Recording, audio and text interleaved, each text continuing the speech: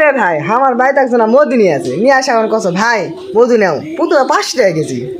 500 টাকা কেজি আমরা কাছে না ভাই নেব না মধু নেব না এখন না ভাই নেও 300 টাকা কেজি আলো 500 তো 300 আবার আলো ভাই নেও 250 তারপর আলো 200 আমি আমার কাছে ভাই খাঁটি মধু তো হয় ভাই খাঁটি মধু 200 টাকা কেজি কিনতে হয় ভাই 200 টাকা কেজি আমি দিতাম ভাই আমার লাভের দরকার নাই যা লস করে আমাকে তুমি দিয়ে যাচ্ছেন আমার এত ভালো লাগছে তোমার আরে দেখা যাচ্ছ চিনি আউটে নিয়ে চলে আসে আমি বুঝাই পারছি জিনিসটা লোক পাগলা নাকি সেটাই আমি চিন্তা করছি না আমাকে পাগলা করবে আছে আপনারা যদি মধু কিনতে চান তাহলে অবশ্যই মধুটা আগে চেকিং করবেন করে দেখবেন মধুটা বেশি মিষ্টি নাকি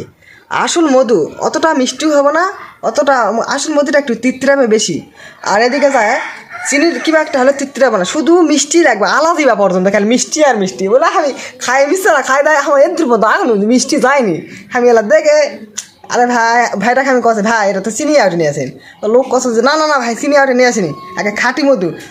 খাঁটি মধু তুমি ঘুরে নিয়ে চলে যাও ভাই তোমার মধু আমার দরকার নাই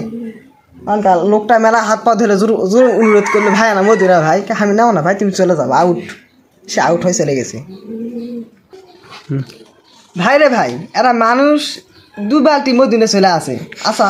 শাকটা যদি কাটে কটা শাক কাটবে ওই দিনে আর কটায় শাক পায় প্রত্যেকদিনই মধু বেছে প্রত্যেকদিন মধু করে ভাই কিন্তু আমি আবার দেখছি আশেপাশে কেউ দেখছো নাকি তাই সরমা লাগছে আমার আচ্ছা বাদ দাও 2 বালতি ফুল মধু নিয়ে আসে ভাল এঁকে ভেঙে যাবা থাকো এঁকে ঘাড়ত কেনে লটর পটর করছো সে হাইবে আবার লোকটা কাবা কয় যে ভাই ব্যাগটা ভেঙে যাবে অন্য ব্যাগ নিয়ে আসবেন ঘাড়ত তারা কালা ভাল লাগবে নিতে লোক আবার কাছো কয় আমার এটাই হবে তুই সমস্যা নাই কিন্তু তুমি মধু নিবি নাকি সেটা কো আমি আবার কয় যে তারা হাফ কেজি দাও দিনি 200 টাকা কেজি তা হাফ কেজি দাও দিনি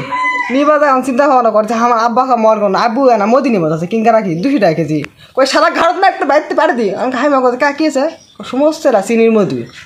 আমি লোকটা কাছে বাজে লাগতো চিনি বিক্রি হইতে আউটে নিয়ে আসি লোক আবার কাছে না হাই দিয়ে বাপেলা কর না আমার তো তুমি ব্যবসা খাই ফেল দিবি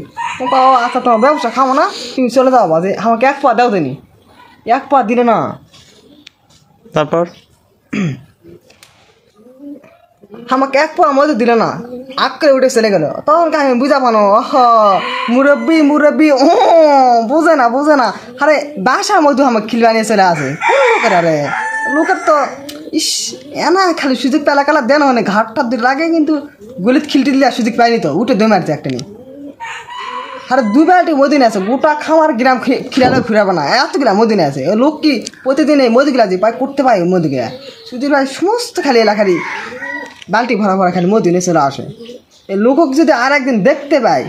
আচ্ছা তোমাদের কাছে বিচারটা দিয়ে দিলাম আপনারা কমেন্ট বক্সে সমস্ত কমেন্ট করবেন কীরকম লোকটার বিচার করা যায় হ্যাঁ আপনারা সকলেই এটা দেখবেন বিষয়টা আর ওই রকম মধু আর আমি হয়তো মানে আপনারা ছবি তুলতে পারিনি ওই জন্য দিতে পারতেছি না কিন্তু আপনারা সতর্ক থাকবেন মধু চাটে চুটে নেবেন 7 ছুট বুঝে নেবেন